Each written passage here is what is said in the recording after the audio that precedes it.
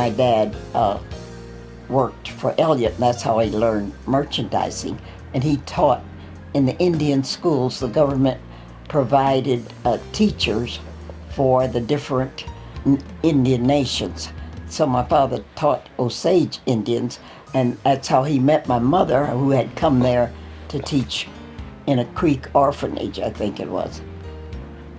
And she had finished Tuskegee, and this was the first job she got out of college, out of teacher's college at Tuskegee. Well, what they had done, there were several black communities that were pretty much run by blacks, like Boley, Oklahoma. But they had decided, well, if we have our own businesses, we won't have to go through the humiliation of being told you can't try this on, and you can't. If you try on a hat, you have to buy it, or if you try on shoes, you have to buy them. And so they thought pretty much about being self-sufficient, and it was. I didn't think of it then as a luxurious place. I just thought of it as a comfortable, complete place, because we had everything we needed. There were grocery stores, and there were undertakers, there were many churches, and there were people who owned drugstores, and there was later on there was a bus line, a black bus line. The man who owned the amusement park, Mr. Berry, also started a bus line, so you didn't have to ride segregated, you had your own. So that it was a comfortable place. I hadn't thought of it, in Wall Street terms. I know we had enough to eat. We had excellent teachers in the school, and we didn't have to go downtown for anything except the bank. We didn't have a bank. People came there because it was a thriving community, and they saw an opportunity. For entrepreneurs saw an opportunity there. And of course, doctors and dentists came because they knew there were people there that would need their services. There were Indians and there were Mexicans. It was sort of a diversified community. But the Mexicans all bought their clothes from my dad's store because he got the kind of Stetson hats that they liked. What happened in Tulsa was that the Ku Klux Klan and their kind of people, hate-mongering people, had decided to evacuate the side of town that we called Greenburgh by burning and blowing up, and they had airplanes and dropped bombs because they wanted it. It has been determined that they wanted to expand the business side of Tulsa, but they didn't want to come in and pay people to move further out, like urban renewal destroyed a lot of us too. But before that, they decided, I guess, that they'd wait for an incident, because it was proven in the examination that Assemblyman Ross got the state of Oklahoma to investigate and write an exclusive report, and they gave us all a brass medal commemorating their sorrow, many years later. So they had found out that the airplanes didn't belong to the militia, they didn't belong to the government, but they had been commandeered from private airplane owners to do this dirt. And so there was, for years, they denied that there were airplanes dropping incendiaries. And after the Freedom of Information Act came, through our government, they found out, they knew all the time that the airplanes were doing that, and they had pictures of it, but they were sequestered for 50 years. I must say that committee that did the state investigation of the Tulsa riot did a very exhaustive job, and they found out all those things that had been hidden. I understand they do know how many people did perish or disappear, but later the men of the town said that what had happened was that the people that were doing the dirt didn't want the blacks to know how many non-blacks had been killed, because those boys had come back from the United States Army in World War I, and they were good shooters.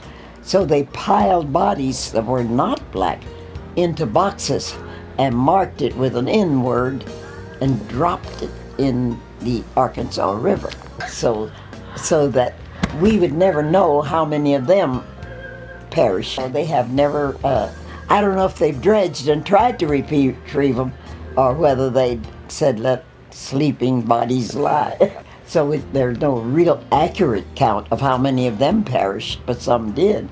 And there was no way for people to trace what happened. If someone disappeared, you didn't know if they had fled and gone somewhere and were still alive, or whether they, had perished.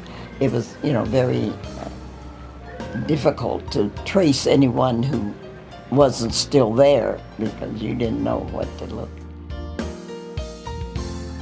I went through school in Columbus, and when I went to Ohio State, there was a very wise dean of education, and he decided that since the Depression was so bad, nobody had anything extra. He said everybody must take 2 majors, because if you know more things, you might get a job. So I majored in elementary ed and psychology. I enjoyed teaching even when World War II came along and we had to be mothers as well as teachers. I did enjoy it, but then when the United States announced that the Navy would take black women, I thought, well, I'll find out about it. And I sent in my application, and they sent it back and said there was a technicality. And in my naivete, it never occurred to me that my skin was a technicality. So I did the papers over, sent them back again, and they sent them back and said, there's a technicality. So I thought, well, my sister Leslie was working in the government office in Washington, and she said that her boss said that the Coast Guard was very well run. So I went across the hall from the Navy, and the Coast Guard was part of the Navy at that time, because war was on.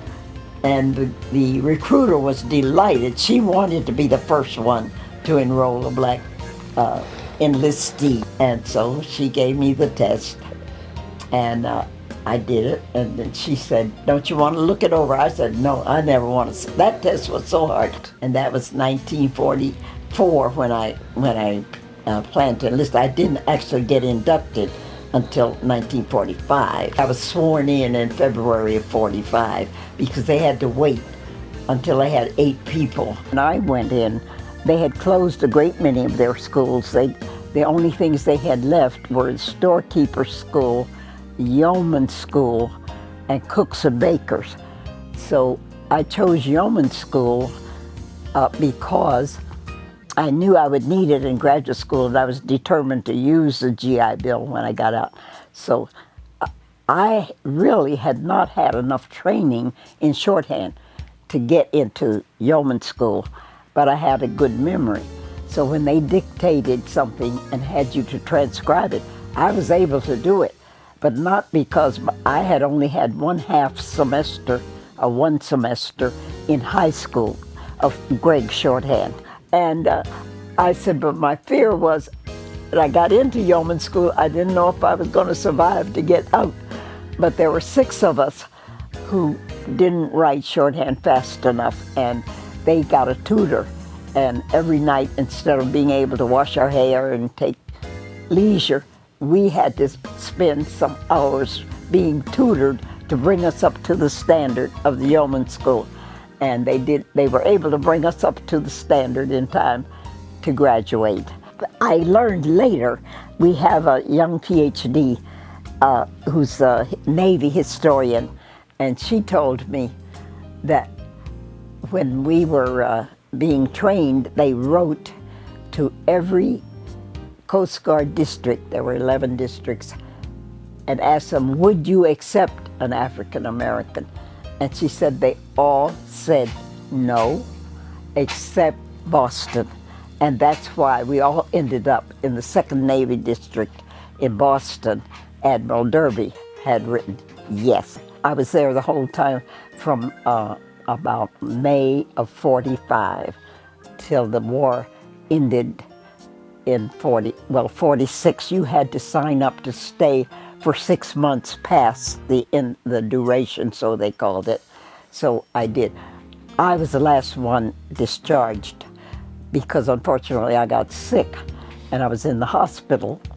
At the time I should have been discharged, and the chief surgeon at the Brighton Marine Hospital said, I will not discharge a sick spar.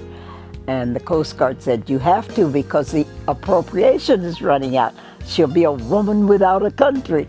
It'll take a congressional law to pay her. So you have to discharge her.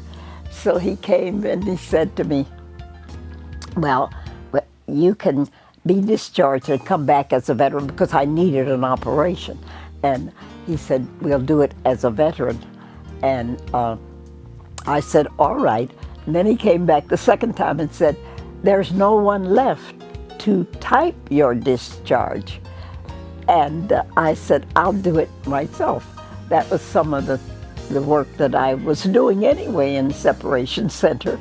So I said, tell them to send all the papers and I'll type it myself. So I am probably the only spar that typed her own discharge. Apparently, somewhere the records were changed because they call me a yeoman 2nd class, but to my knowledge, I was a yeoman 3rd class unless someone gave me a promotion on discharge. I've never been able to ferret out exactly why. They always call me yeoman 2nd class when they write to me or send for me to come to a party or something. But they have been very, very thoughtful and very, very gracious about keeping up with me. Do we need? Well, I think education is very important. And I think we have to make it worthwhile for African Americans who are looking for a career.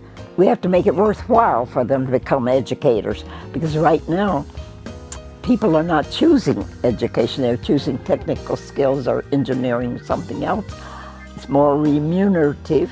Yes. And we've got to make teaching top flight as a career, because I can remember teachers, perhaps you have some too, who just wouldn't let you do less than you're capable of.